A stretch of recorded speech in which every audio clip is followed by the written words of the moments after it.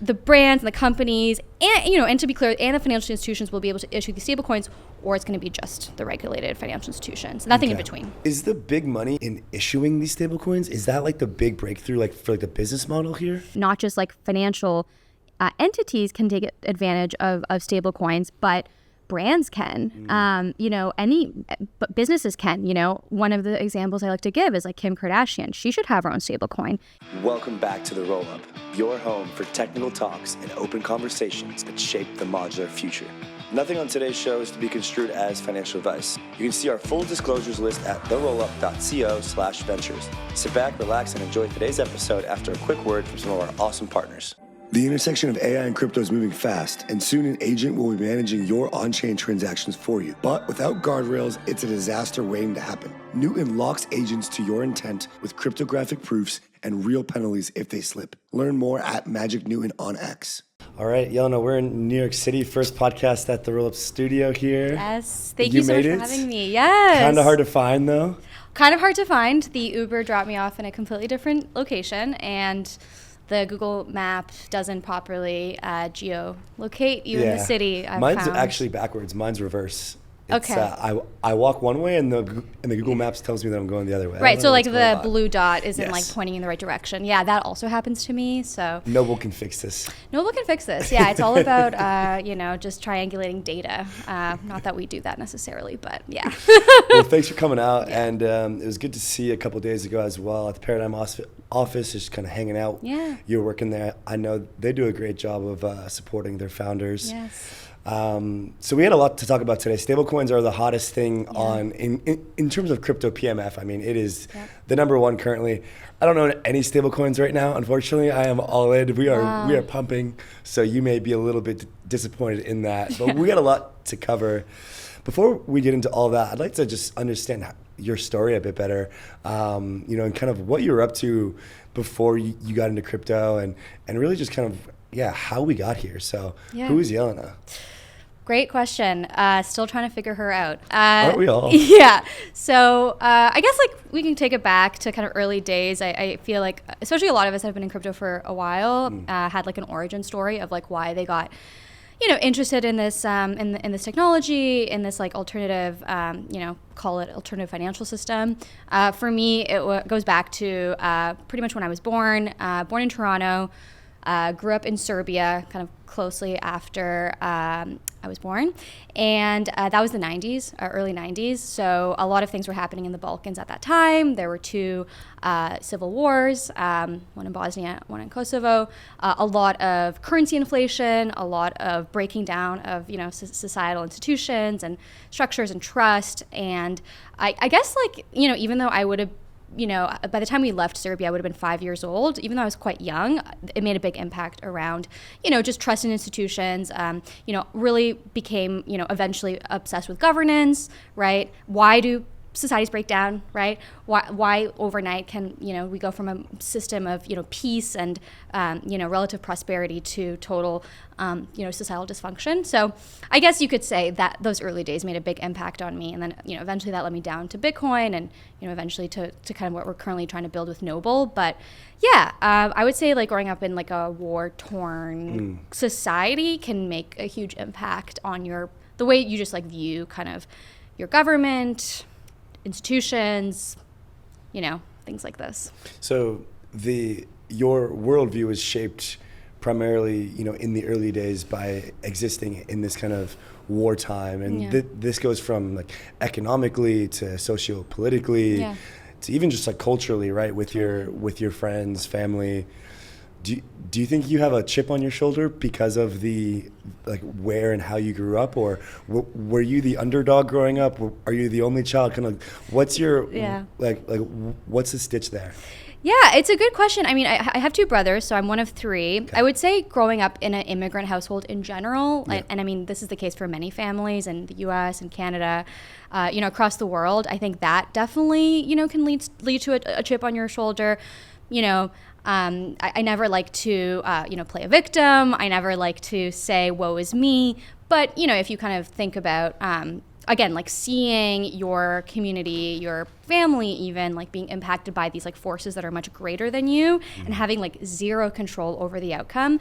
You know, people still take initiative. People have some sovereignty, right? My parents did flee. You know, they did, you know, start over in Canada and, you know, have that traditional immigrant experience. But hearing those stories, I think definitely makes an impact. I wouldn't say it's like a chip on my shoulder necessarily, but it is something that, again, like makes you skeptical of the world. And again, like those in power. And as I said, whether those are politicians or institutions or banks, just makes you skeptical. Yeah, and I think even more so today as well, yes. right? And so you're Canadian, my family's all Canadian, I'm basically half Canadian. You're basically Canadian. Yeah, I am Canadian. And there's been quite a bit of family chatter recently with regards to the Trump stuff and the relationship between the US and Canada. And so it's like right now it's in our faces more than ever, especially with social media, just the amount of kind of instability, which I think has led to crypto kind of getting to a bigger stage now, and we'll get into that. But all right. So we got you from your childhood kind of days, then you moved to Canada and got deep into academia. Mm-hmm. Maybe this was like your way of kind of putting yourself into what you wanted to be in the future. Maybe it was your way of kind of like pushing back. You decided to go deep into academia and study quite a few subjects. Yeah. Tell us about that journey a bit. Yeah. So again, like going deep into this interest of mine, which is like governance, right? Like how do we, everything from like the local to the global and everything in between.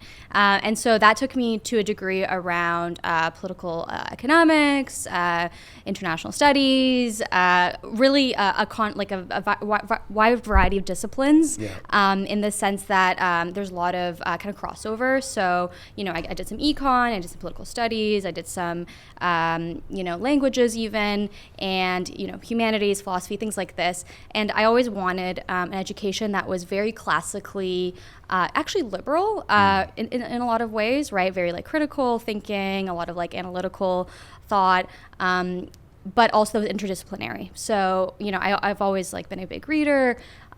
Actually, I wanted to do law, like a lot of people in my position. When you're like a good student and you're like academically involved, I wanted to specifically do international law. I actually interned in The Hague at the United Nations, at the International Criminal Tribunal for the former Yugoslavia, got to work on the defense team actually for one of their convicted criminals, really?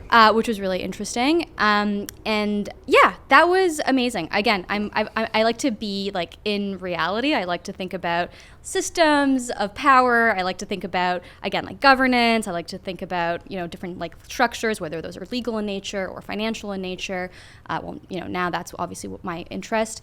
So yeah. Anyways, and so then you spent all this time intellectually stimulating things, and then ended up on the magic internet money. Literally, yes. And like the governance thing is like it's tied together. Yeah, no, it's absolutely tied together. Like, so everybody I think has a falling in love story with crypto. For some people, that's making money, and I don't think that's like the best way to fall in love with crypto. I actually think it's about the like philosophy or the actual like, you know, the underlying technology even. For me, it was more on the philosophical side of Bitcoin. So like, yeah, when I first read the white paper, I was like, it's still in university. That's when I thought I wanted to be a lawyer, doing all of these internships, all of these academic pursuits.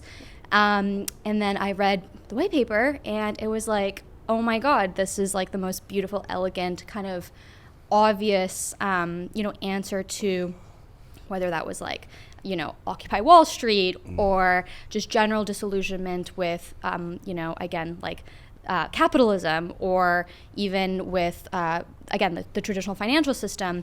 It just, to me, answered a lot of questions, like this idea of peer-to-peer global money without financial intermediaries, where like anyone can participate.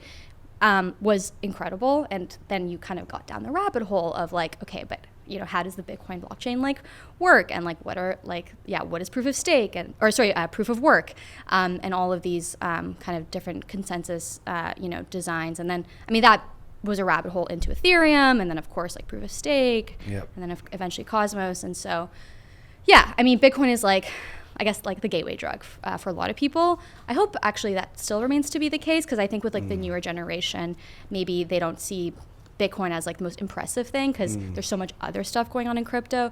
But for me back then, this was like 2015. Right. It was only Bitcoin and Ethereum at that point. And there's also a Toronto angle to this as well, because Ethereum was founded in Toronto and there's a lot of local meetups. So I guess, to your point, like, how do you go from like wanting to be a lawyer, studying like, international, like, economics and political systems to magical internet money? Might seem like kind of a weird connection, but it comes down to like systems thinking, governance, how do these systems operate, and things like this. So you then come into crypto and you identify some sort of problems. Maybe you could just like lay the groundwork for your view of crypto when you entered. So 2015, you're looking at Bitcoin, you're looking at the space, and then eventually you decide to build something called Noble. Right. And so the thing that I'm trying to understand here a bit is why did you feel that Noble, like why Noble, right? Yeah. Like why is this the idea that you wanted to pursue? Yeah. So, I mean, it is a long history between like being a university student, reading the Bitcoin white paper to, founding Noble in early 2023. But so basically it's a few things, right? First, like Bitcoin, like as a concept, as a philosophy, that like served obviously as like the foundation for like, why are blockchains important, right? Bitcoin as the application, the Bitcoin blockchain as like the protocol. Okay, then we go into Ethereum, right? That's where you have programmability. That's where you have this like very burgeoning ecosystem of developers and, smart contracts and DeFi and eventually NFTs. And then that's kind of where I like, let's say, shifted gears to Bitcoin is the most amazing thing in the world to what else can you kind of build, on top of these systems. Eventually I found a job in the space like full time. That was at Definity, early days, 2018. That was the days of like ETH killers, which like I feel like we've kind of come full circle to. Didn't Definity launch at like 250 billion or something wild back in the day? Yes, that was a legend. Were you there? Not when they launched. That was during COVID. That'd have been nuts. I had left at that point, but I was there very early days. Nice.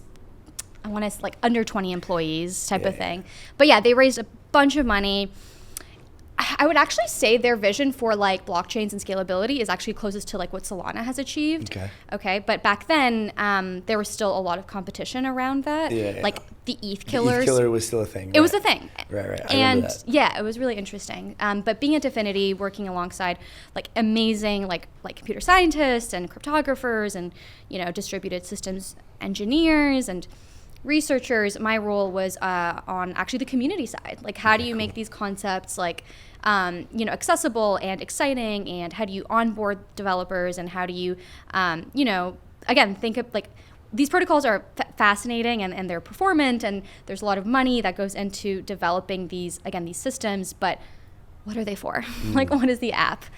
So that's what I was doing for a few years, and then eventually found my way to Cosmos. And then while I was kind of in the Cosmos ecosystem, I, of course, started Noble. And we can talk about kind of obviously what Noble is and why I decided to work on this. But basically, like being in the space for 7-8 years at this point, full time, you see, you just see like what matters, and what matters are apps and use cases. And I know that sounds so obvious, but a lot of people don't focus on that, and they don't even build companies around that. They build companies around, again, like infra, scaling, but we've solved those things. We did not solve them in 2018, to be clear. No. When Definity was, when I was working at Definity. But now we have. So let's build the useful stuff.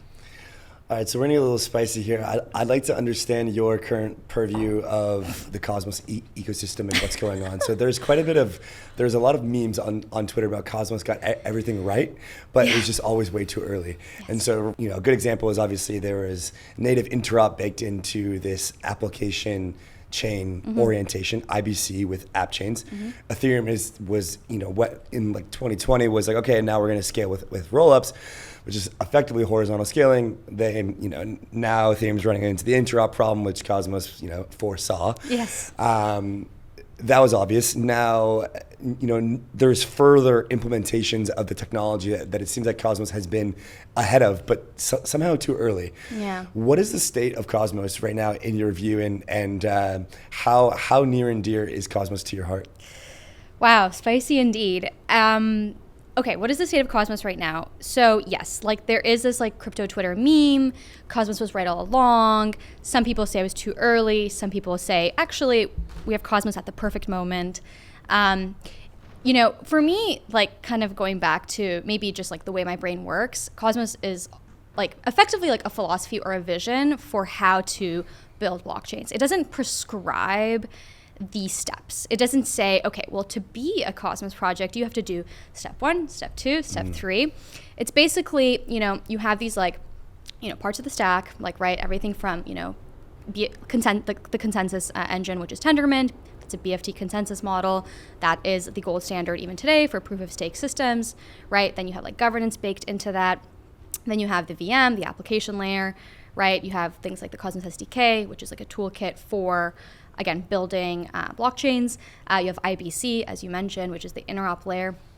Okay, so like I guess the state for me of Cosmos is we have like the stack, okay? We have this like template, but no one is in charge of, in a top-down fashion, saying this is how you build an app in Cosmos, or this is how you build a chain. And so you have this like interesting kind of relationship that manifests between like those that are in charge of the Cosmos ecosystem, right, which is like basically now the Interchain Labs team, which is an evolution of the Interchain Foundation, which is the Cosmos version of the Ethereum Foundation. Yes. But then you have all these builders that are, either forking parts of the stack or, aligning with Cosmos, the original Cosmos chain, which is the Atom chain, the Cosmos Hub, or deciding just to go their own separate way. And because it's so open source, because it's like there is no one template, you do have all of these like debates around like value accrual, right? I don't know. I don't really care about that anymore. Like, maybe that's a spicy take. I just think like the stack is here to stay. There are so many teams invested around the stack. And yes, like it is important if you are like developing, the Cosmos Hub, yes, you should think about value accrual. Yeah. But if you're not, which obviously Noble is its own separate, independent, sovereign chain, then, you have like a separate roadmap. And there are probably points of convergence and points of alignment, but other times there aren't. And I think that's like totally fine. Yeah, it's kind of a similar situation with Ethereum and the L2s. Yes. With regards to... Yeah. So that's like another thing that Cosmos foresaw. I would actually argue that is way worse than what we have in Cosmos. So the L2, L1 in Ethereum is far worse. Far worse. Okay. Far worse, because there is like genuinely just because the network topology is like this thing where you have like the Ethereum mainnet and you have like ETH, the token, which is obviously like such a big part of the Ethereum ecosystem and held by many people. And then the L2s, I think whether it's like competition around block space or again just like the fee models, I think it creates actually worse power dynamics than Cosmos, because in Cosmos you have like genuine sovereignty with the app chains, and technically every Cosmos chain is an L1 like Noble. Right. Whereas like in Ethereum, it's a little bit more of like a house of cards scenario. That's like what I picture when I think of like the L2, L1, L3 like dynamics. Yeah. Maybe that's not the most accurate way to think about it, but yeah, you could. I mean, sure, it's like similar in some sense. Yeah, I see it as like the Ethereum dynamic right now is very like it's very verticalized in L1, L2, L3, etc. Whereas Cosmos is you guys. There's been this like map of zones idea where it's much more of like this kind of like security zone layout, and it's more of like a social graph looking thing, right, versus like this like hierarchical type of structure. Correct. Yeah, I mean, it's similar. Like when you look at like the Twitter like for example the Twitter network like social graph, like there's like nodes, right? It looks similar to Cosmos, like influencer accounts, right? And like thought leaders and everything. Are you a thought leader? No, I do not like that Are you a term. KOL? Are you a thought leader? I'm not a KOL. No, definitely not. Okay. Yeah. All right, let's talk stablecoins. Yeah. Let's talk stablecoins. Let's All right, do it. so if you look at the growth of stablecoins on Ethereum, I think in like since 2020, Yeah. it's absolutely up only. Ethereum's price hasn't necessarily reflected that quite yet, but that's just Ethereum. USDC, Tether, name yours, they are just absolutely exploding. Recently, Stripe has just announced stablecoin accounts within Stripe. Yeah. For me, and I'd love to understand from you kind of like where my mental model fits within yours. For me, like the biggest idea and breakthrough here for stablecoins is the democratization of access to USD worldwide, the access to the yields that treasuries or holding USD can give you, payments, so cross-border, fast, cheap, with like basically the settlement times of like 1/100th of banks, or from 2 days to 2 minutes, right? And then having something to have an on-chain stable dollar access to for your everyday user. Yeah. So that's like the breakthrough here, and then you take this to the next kind of order of thought, and it's like, okay, those who issue stablecoins also have a massive, basically like step function of a business model and of this kind of like, one, it grows the USD's dominance, but two, it will grow. For example, if Stripe launches their own stablecoin, or Circle has USDC, they now have this entire like distribution channel through all their holders. So that's like my current mental model for why it's so impactful. What did I get right? What did I miss? What is your like bull case for stablecoins? Yeah, I mean, that covers a lot of it. Let's just also quickly take a look back at what's transpired. And I feel like in crypto, we're always like, go, go, go. We forget like how far we've come. So 5 years ago, January of 2020, the market cap of stablecoins was $5 billion. Today it's $240 billion. Many predict in the next 5 years, so up to 2030 and beyond, will be $1.52 trillion market. For sure. So yes, I mean, there's this race, right? You see like the banks, lobbying, obviously, legislators here in the US, and also, of course, crypto entities as well. There's a race to capture that market. Okay. I'll tell you what I think is like interesting, and like maybe how to like think about like the overall growth of the sector. Yeah. To me, there's like two possible outcomes, which makes sense. And they're as follows. Either you're going to have a situation enforced by regulators where only banks, traditional financial institutions, regulated issuers will be able to, of course, become issuers of these stable coins, and they'll, you won't have quite an oligopoly, but you'll have like a very tightly controlled market. And you can argue like in that scenario that the banks will be like the winners because they already have the deposits, like they already like have the customers. Obviously Circle has a bunch of customers, so does Tether, but I mean, compared to the banking system, like it's, obviously like way smaller, relatively speaking. Or, okay, that's like one scenario. Or you're going to have literally tens of thousands of issuers where you're going to have this like system where, not just like financial entities can take advantage of stable coins, but brands can, but businesses can. One of the examples I like to give is like Kim Kardashian. She should have her own stable coin. You should have a Kim coin where, she has her brand, she has her audience, she has her channels, she has her, products that, people buy, from her, brand. And, why is the medium of exchange, USD, when it could be Kim coin, and she could actually program Kim coin in a way where you could do rewards, right? You could do like certain kind of incentivization. You could do even I don't know if Kim coin would necessarily want to do this, but you can have a system like you could program rules into the transfer of dollars, right?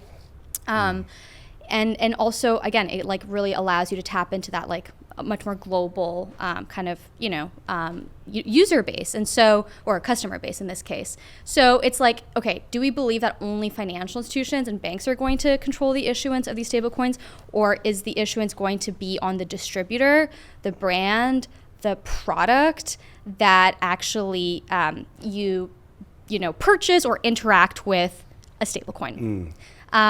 So that's kind of the way I think about it. So, and anything in the middle doesn't make sense, right? Like, I don't think the regulators are going to be like, okay, well, you're going to have like the banks that can issue stable coins and then maybe like Starbucks and Walmart. It's like, no, either like the, again, like the brands and the companies and, and to be clear, and the financial institutions will be able to issue these stable coins, or it's going to be just the regulated financial institutions, nothing in between.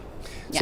So in these two outcomes, it feels like we're almost talking about two separate things here, though. Like the Kim example or the brand example almost feels like tokenization of like loyalty. It feels like like almost every brand could have its own form of currency per se. But the stablecoin would be the currency. But that's going to be like a USD-based currency, effectively. I mean that's the idea. That's the idea, right? Okay. Because if you're thinking about like the consumer brand relationship, obviously people want to feel comfortable, like they want to feel like their motive, like currency of exchange is something familiar to them. Right. And also again, like it's almost like in the situation, like the brand becomes like a little bank. Yeah, exactly. Because they can actually tap into the yield that's like the collateral, the yield of the collateral that backs this stablecoin in this case, right? Oh, okay, so that's what we're getting to. And that's an additional revenue stream. So that's why it's going to be stablecoins, basically, not just like a coin that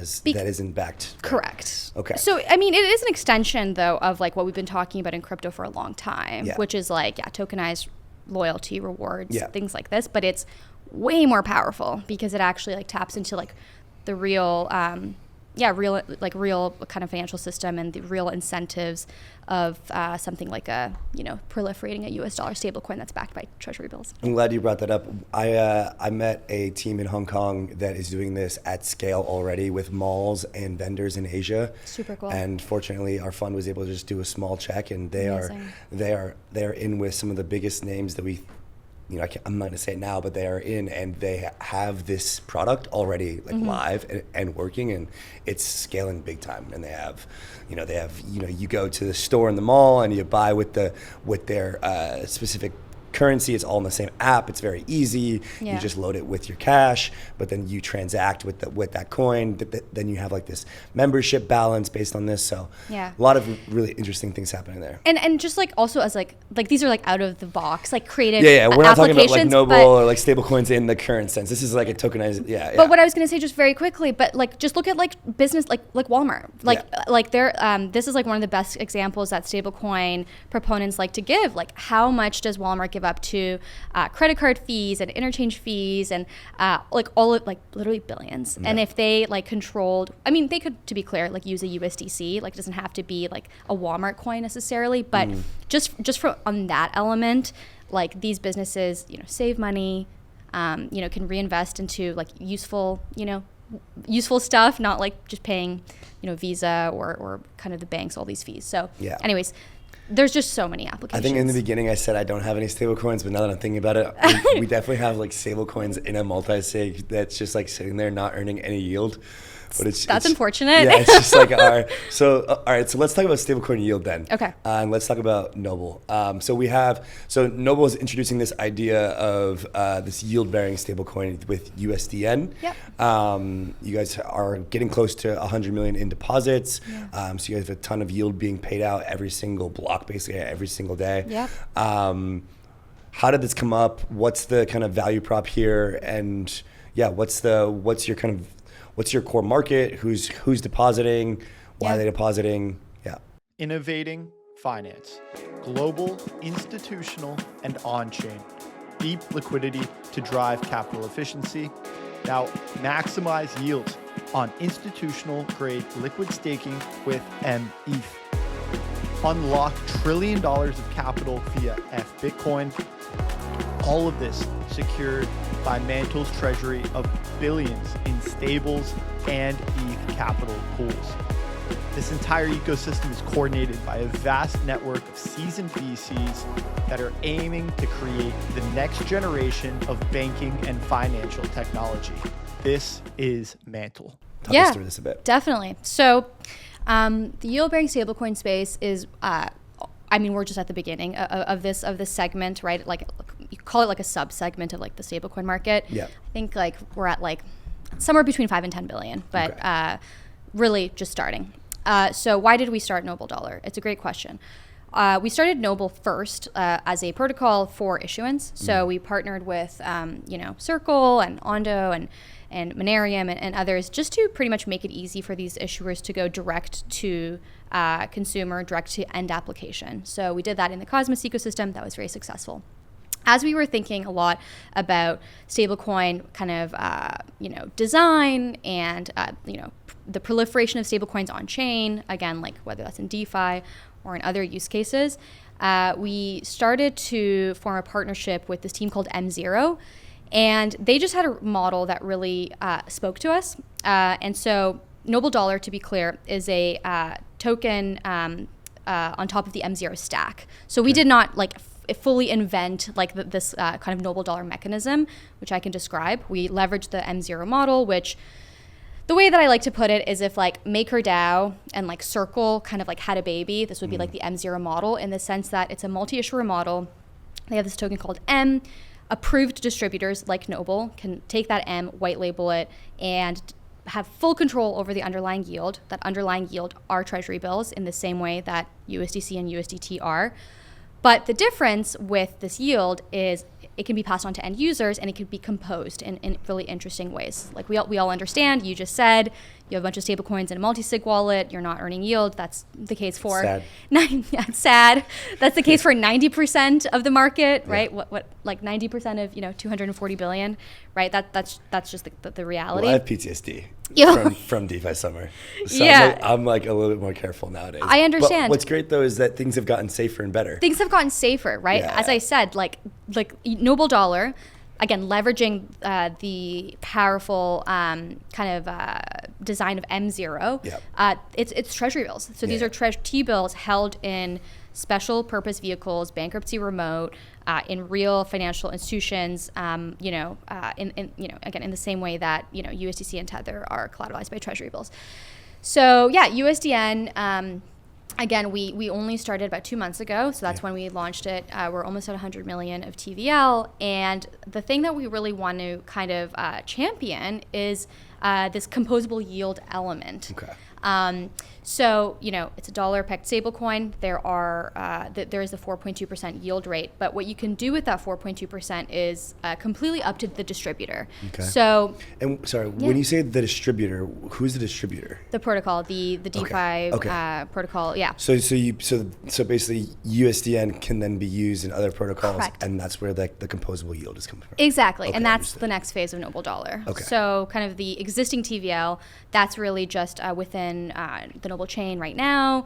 We're running, kind of a campaign, but really people are going to see the real power behind USDN once it's used in destination, in other applications. Things like Pendle and stuff like that. Exactly. Okay. Morpho vaults, we have a really interesting campaign we're going to run with the hyper EVM community, cool. kind of as a way to get to the into that ecosystem.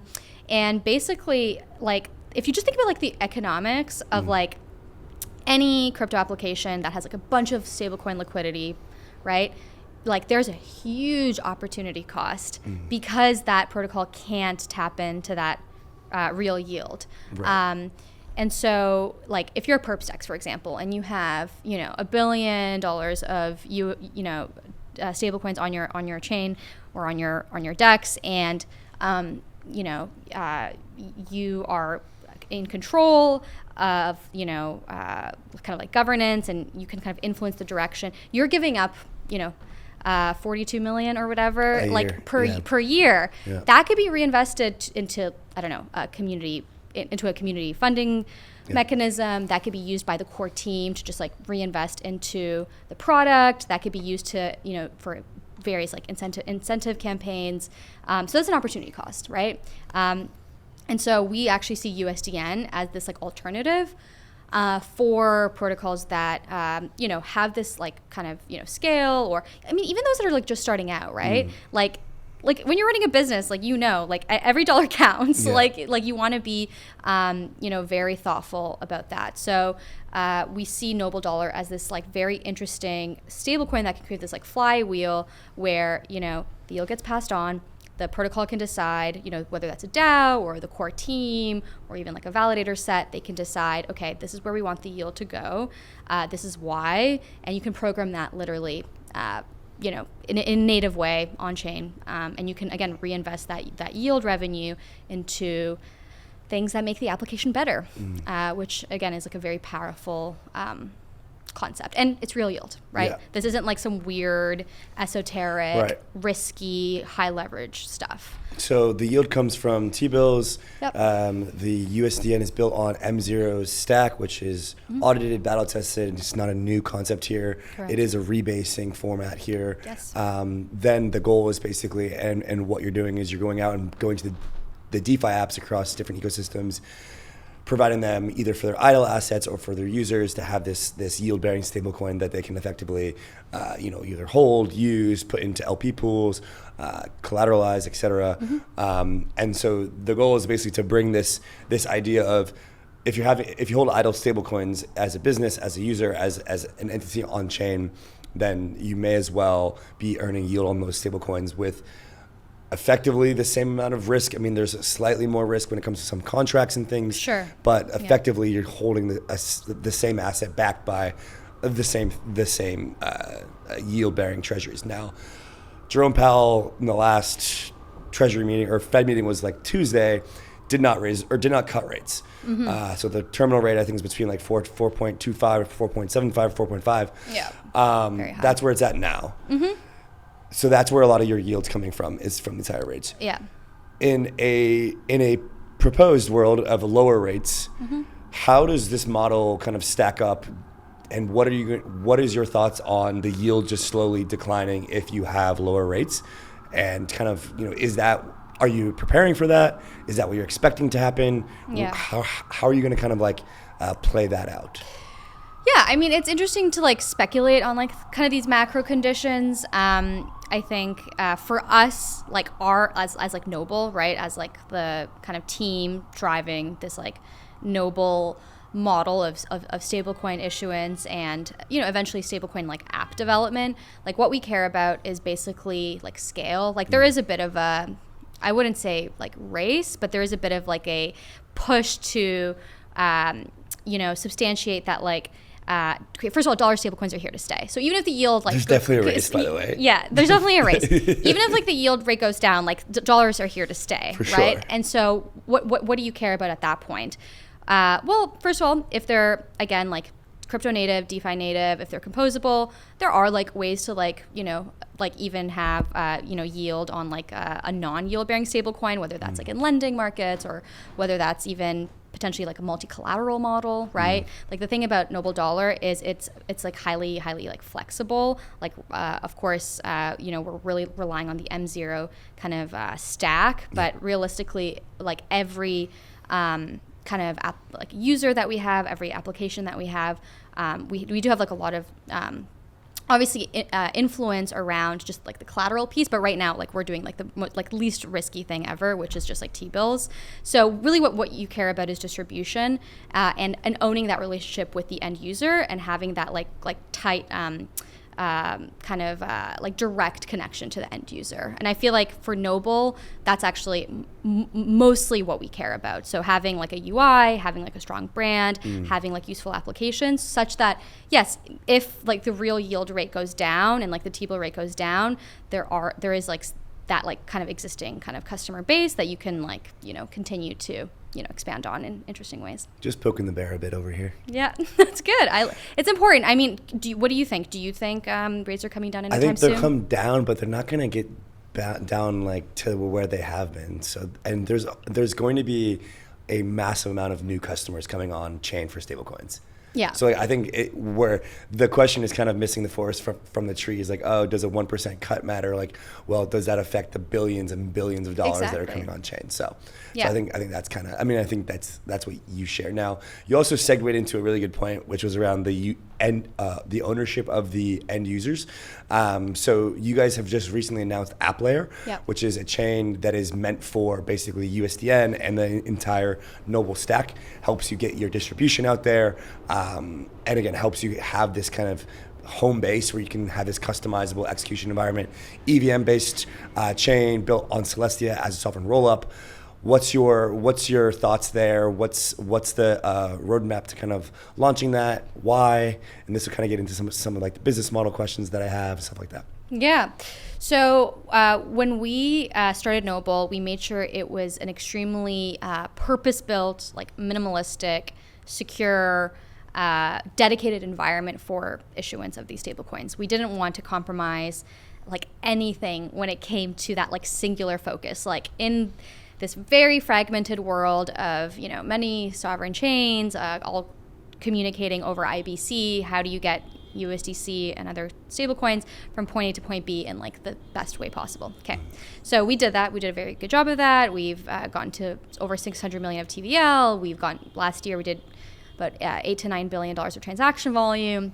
It's been a success so far. But what we realized, you know, as like the stablecoin kind of market is heating up and there's so much more like interest and enthusiasm and also trust in these like crypto assets, which like, let's not forget, like trust is like the one thing that we actually should be, you know, promoting, because there's been striving for, because there's been just so much, you know, bad stuff that have happened. Stablecoins are kind of saving grace right now. They're kind of saving our ass. They're saving, They really are. Yeah, I mean, it's really interesting just to see like the speculation of crypto being decoupled from stablecoin growth. Correct. Like, stablecoin growth is like up only, whereas actually the speculative elements are basically down, not down only, but down from previous points in time. So yeah, basically we decided, okay, we need to have an environment. And this kind of goes back to like my interest in blockchains. Like we have to have an environment that's, you know, programmable, where we can launch like really interesting kind of user-facing applications that, you know, take advantage of the Noble dollar, right? As a stablecoin that of course we support.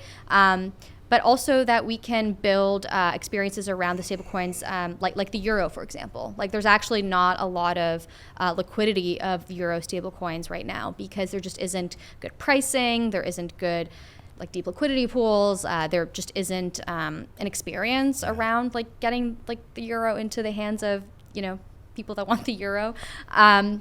And so this AppLayer was like this dream that we had, where it's like, oh my God, there's so many things missing. You know, whether that's like euro dollar markets, whether that is like interesting, safe yield products with like Noble dollar, you know, whether that's like, you know, even like better like lending products. Like let's just have an AppLayer, have like a dedicated environment where we could experiment with those things. Cool. Yeah, so a lot of like, you know, protocols, like projects, they start off with like a general purpose like layer one, or like a general purpose like chain that they want everything, right? Like they want like every app, every use case. We literally did the opposite. We started with like one use case. That's perfect. Yeah, one specific use case. It's like kind of, you know, maybe not the most, you know, sexiest thing in the world, but it was really valuable to so many projects, so many partners of ours, which is like this like stablecoin issuance piece. Yep.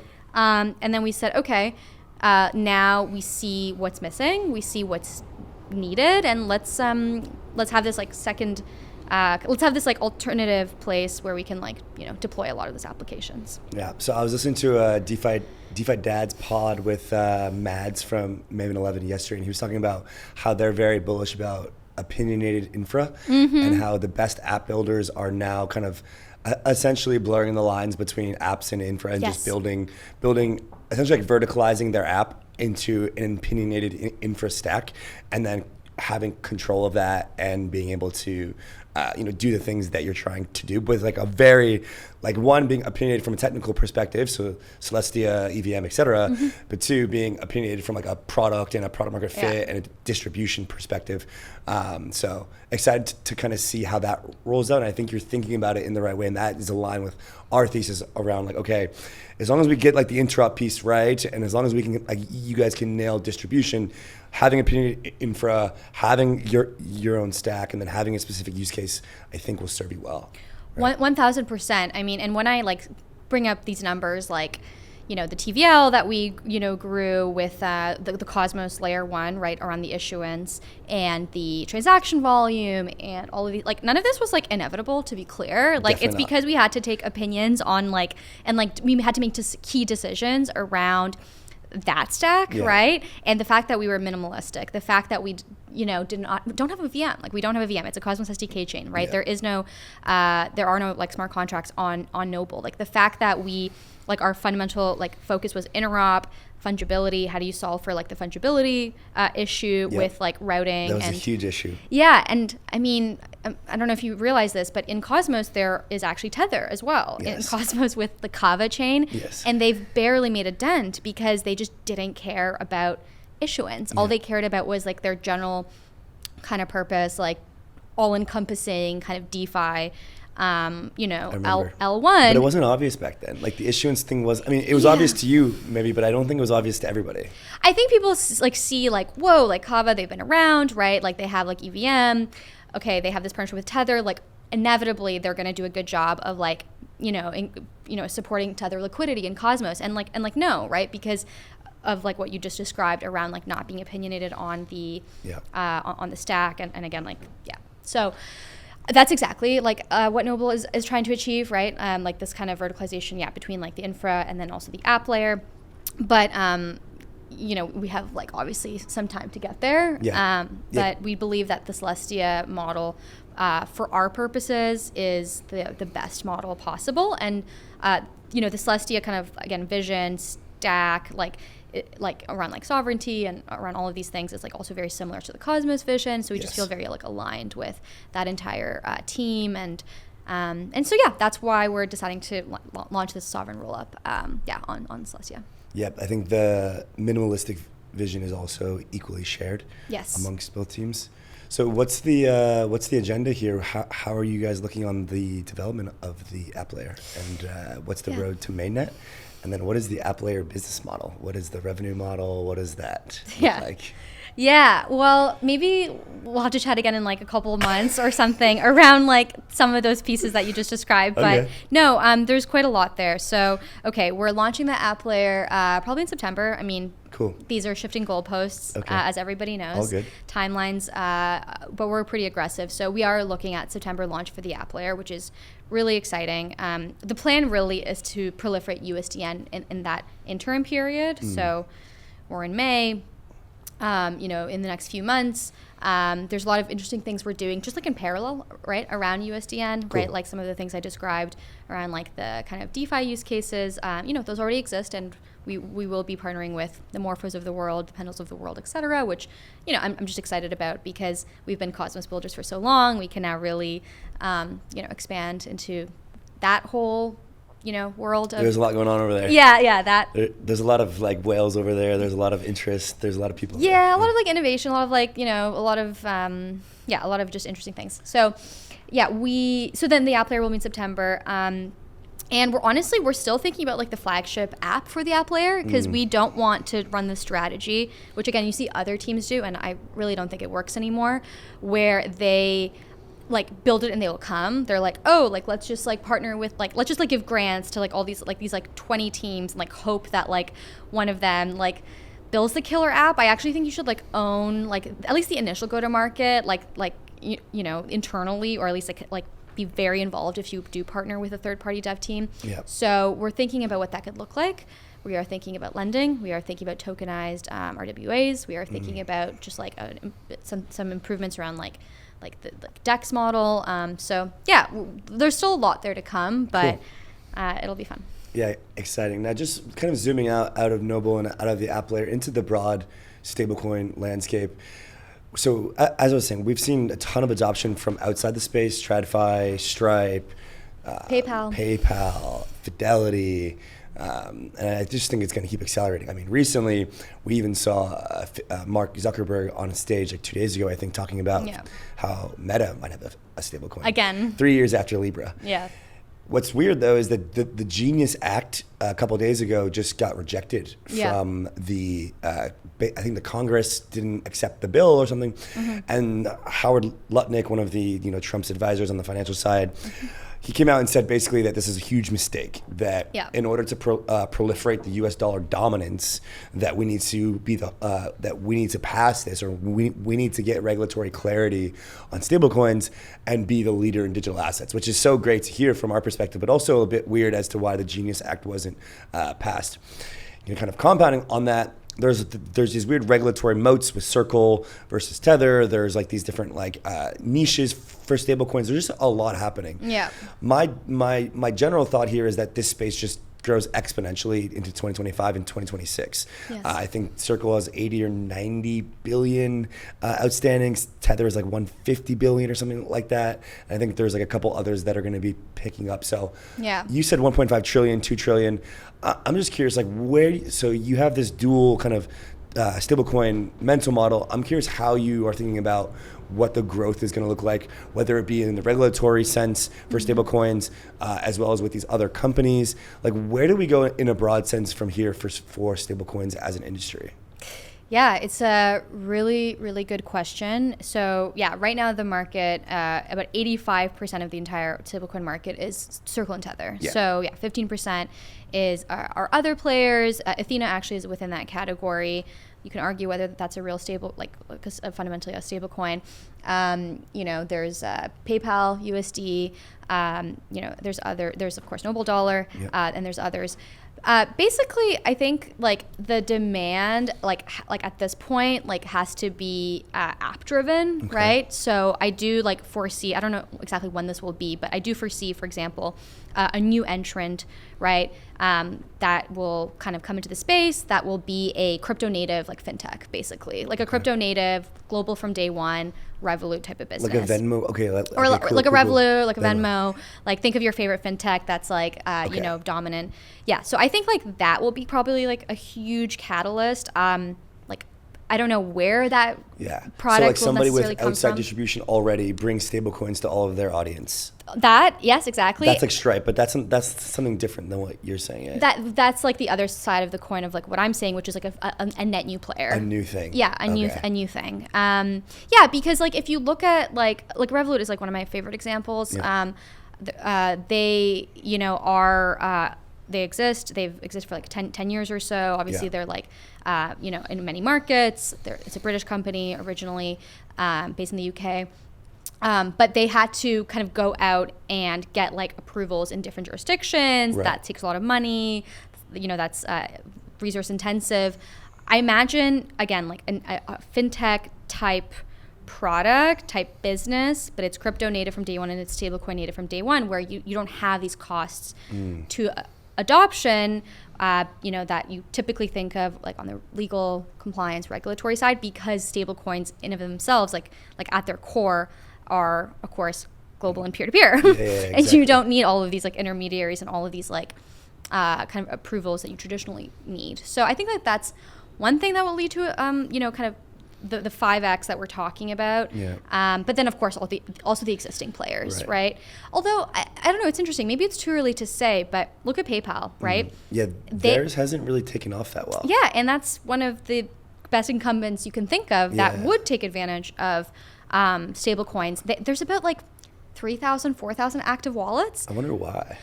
I think their go-to-market was less around let's convert our existing customers, of which there are obviously it was more around millions. Getting crypto people that are already Correct. in there. And a lot of the yield farming stuff and a lot of the incentives there. Interesting. So that's interesting. But they're an issuer, right? They're the issuer of PYUSD? Well, they work with Paxos. Okay. So is the big money in issuing these stablecoins, is that the big breakthrough for the business model here? Well, right now, that is a very profitable business, because as we were talking about earlier, that's with high rates, of course, you're just printing money. But that's going to get squeezed. There's going to be so many of them, as you were saying. Correct. Right? And so, in my opinion, and others kind of can have corroborated this, the money will be on the UI, and whoever owns that relationship, whoever owns that brand and that relationship. So that's the noble play. That's exactly what we're trying to achieve. Okay, so right now the issuers are absolutely doing very, very well, and it's very obvious that other people will kind of come in and just chop at the margins until it's a bit more like a fair game. I think Tether's just been dominating basically in Circle basically. But then you're saying like the next step is like, okay, why compete on the issuance game unless you have essentially a massive bankroll or huge edge or something like that?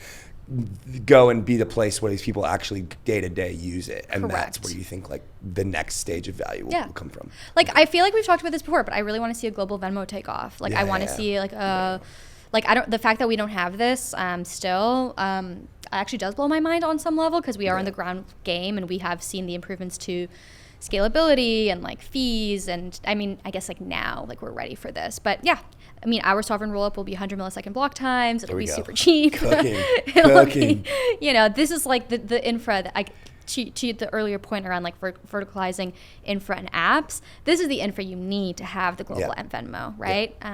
So maybe now is the perfect time, but that's where I see that market going. So it's going to be the future crypto native Venmos of the world that really benefit, I think. I'm throwing a curveball here. So kind of aligned with your entrance into this space. I got in like 2017, was reading like books, Blockchain Revolution and Truth Machine, these types of books. I actually just had Alex Tapscott on the podcast, who's the writer of one of them, which was great. It was a full circle moment there. And I remember just getting in and being like, okay, like, sovereign money, non-state money, building for a alternative system. And so I put out a tweet the other day. It was like, hot take, stablecoins are incredibly good for crypto in the short to midterm, but absolutely terrible in the long term.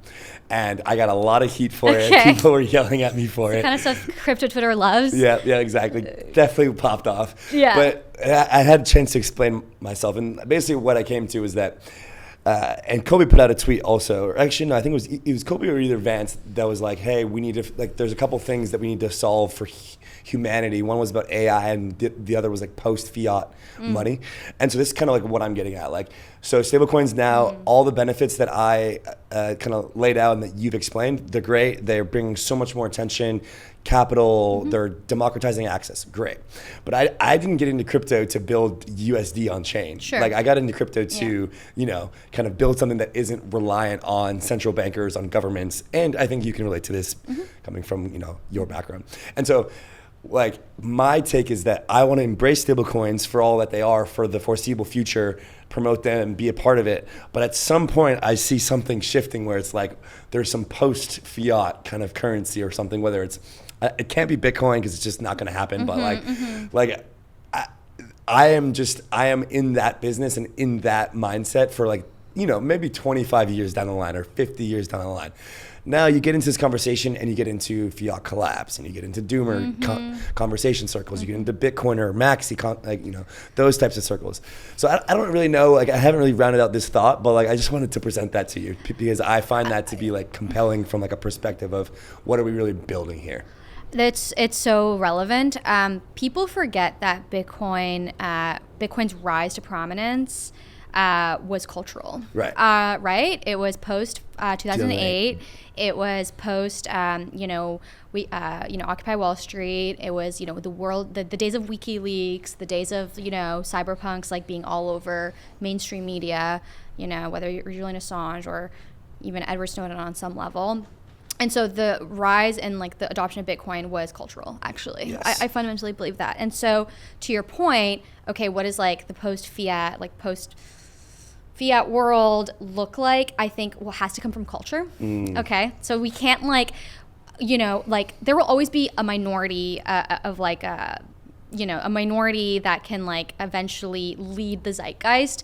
But like unless there's that leap where you do become part of like the zeitgeist or part of like a large enough movement where like in the Bitcoin case where it can really become the dominant in Bitcoin's case like the dominant cryptocurrency, like you can't like retrofit culture is like what I'm trying to say. Yes. So in this case, okay, what are the cultural, political, social things that happen where yes, a post-fiat world like manifests or is like predestined in some sense?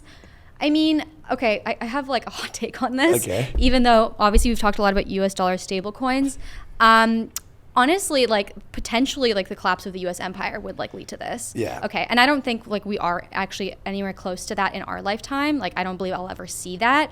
But you see like signs of it. Like you see like like on a micro level, right? Like there are countries all over the world that are scrambling for stablecoin legislation because they see the Trump administration taking a hard focus at they're leading stablecoin, they're advocating for stablecoin regulations. And why are these countries like Korea, for example, all of a sudden rushing to do that? Well, U.S. dollar dominance is continues to kind of be a threat to sovereignty for a lot of these nations.